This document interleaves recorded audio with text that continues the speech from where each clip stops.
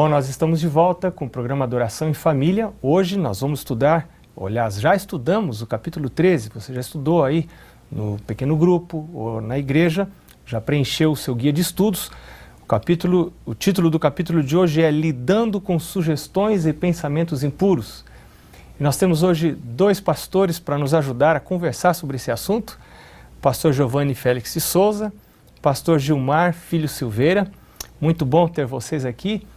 Mas sempre antes de a gente conversar sobre o tema do dia, a gente fala sobre culto da família. Pastor Gilmar,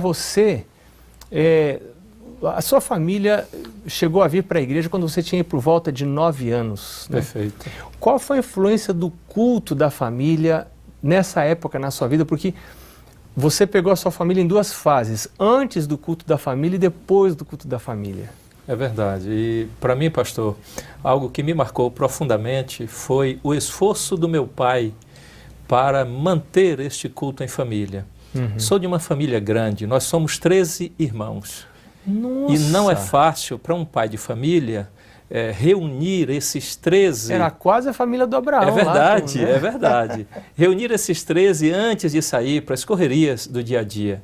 Mas eu me recordo que durante muitos anos meu pai era estritamente vigilante na prática deste princípio. Antes de sair para as atividades, ele saía, acordava todos e chamava ali na sala para fazer o culto.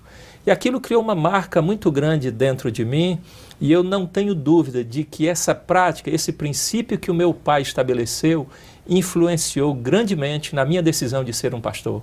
E para mim isso é uma marca muito grande que ele deixou em meu coração. Tá, a influência que você pode exercer sobre o seu filho, sobre sua filha, que ainda está sob seus cuidados, essa perseverança em realizar o culto da família. Seu pai foi realmente um verdadeiro líder, né? Um líder em casa. Por falar em líder espiritual, o que acontece quando um líder ou até um membro de igreja resolve seguir um caminho pecaminoso?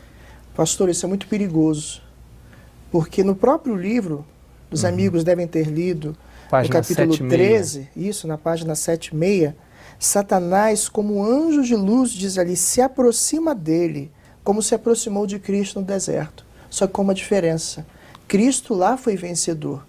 E aqui, com certeza, nós perderemos a batalha, porque estaremos em caminho perigoso, no caminho da tentação. Então não é porque alguém é pastor, até um líder de igreja, já teve muitas bênçãos de Deus no passado, que um pecado vai ser passado assim, em brancas nuvens. É interessante, pastor, que aí mesmo, na página 76, no 4º parágrafo, é dito que aqueles que receberam maior luz, estes são mais tentados pelo inimigo, são mais influenciados, o inimigo tenta enganá-los porque sabe que influenciando-os, o estrago é maior, dado a influência que eles exercem. Então qual deve ser a reação de um cristão quando alguém conversa sobre coisas impuras em sua presença? Uma rodinha, uma festa, alguma reunião? Fugir. Afastar-se prontamente, não dar cordas a esse tipo de conversa. Mas não parece ser uma coisa muito carola, assim, né? Meio fanático, né? Não seria legal ficar na rodinha e dar uma risadinha junto? Né? É interessante, pastor, que o texto aqui diz que nós devemos fugir mesmo que apenas a mente se volte nessa direção. Olha só. Quer dizer, não podemos em nenhum momento alimentar esse tipo de conversa e muito menos que a mente se dirija nesse rumo. Deus faz esse tipo de sugestão, você que está assistindo a gente, porque Deus sabe que nós temos uma resistência natural muito pequena para esse tipo de pecado. Pecado de natureza sensual, sexual. Nós temos que ter extremo cuidado, realmente fugir disto. Não podemos esquecer que o pecado não começa no ato. Ele começa no pensamento. Agora, por que nós devemos nos afastar de pessoas que não sentem o caráter ofensivo do pecado? Tem gente que não sente, assim, é tudo normal, tudo legal, tudo bom, tudo certo. Nós vamos nos influenciar com elas. Elas vão nos arrastar para aquele caminho.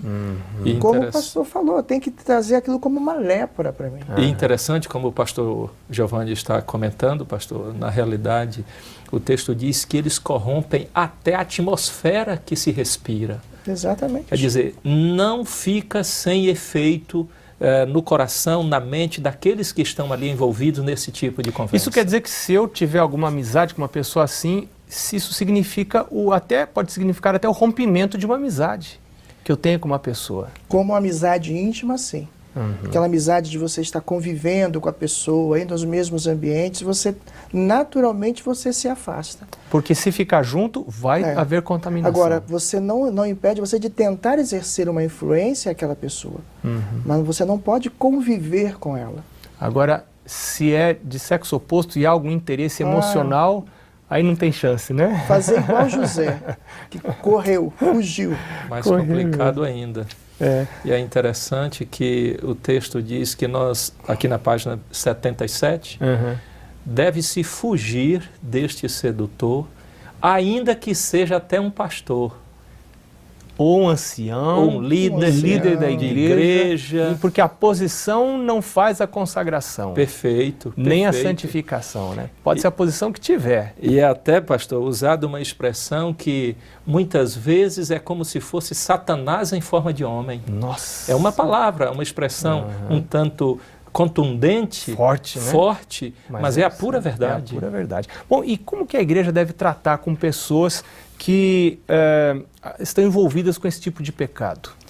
Primeira coisa, a igreja tem que ser muito clara.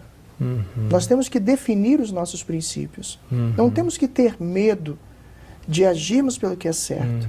Agora, temos que agir também com amor. Porque me parece que há dois extremos, né? Exatamente. Existem igrejas que são as igrejas boazinhas, né? Não tem nada errado, é só a graça, né? Tem outras igrejas que são só lei, né? Então, estão ali até põe detetive para vigiar a vida dos irmãos. Errou. Passa a faca. Esses dois extremos são muito perigosos. São pecados. Os dois extremos são erros. Então a gente não deve isentar o pecado, mas deve amar o pecador. Pastor, eu digo sempre o seguinte: Deus é um Deus de equilíbrio. Um Deus de equilíbrio. Nem podemos ser coniventes com o pecado, nem podemos assustar e expulsar os que erram. Devemos demonstrar sempre o amor que Jesus demonstrou ao lidar com os que erram. Claro que que em algum momento a igreja precisará até tomar uma posição e haver uma posição de disciplina, por exemplo. É como um filho. Você, quando repreende um filho, você quer o melhor para ele. Claro. Você tem que ser firme. Mas a disciplina, quando é bem feita, ela restaura o pecador. Claro, e o propósito real da disciplina, na igreja, eclesiasticamente falando, é salvar. E esse é o objetivo. É verdade. Que coisas um cristão pode fazer para se manter puro até o fim? Estamos no tempo do fim, já. Eu creio que a principal é estar perto de Jesus. Fixar o olhar em Jesus. Às vezes, como seres humanos, pastor, nós temos a tendência de nos expormos a apresentações científicas, diálogos de intelectuais, às vezes até colocações da mídia, mas na realidade só existe um caminho, é fixar os olhos na pessoa do Senhor Jesus Cristo.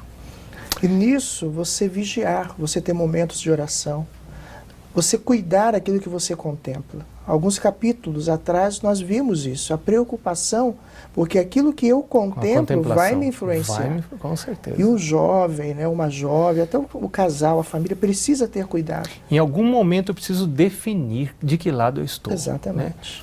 Né? Algumas pessoas podem querer utilizar tipos de vídeos, filmes, mídia imprópria dentro de casa que desperte desejos pecaminosos. Exato. Isso vai ser complicado. E não é este o caminho, pastor.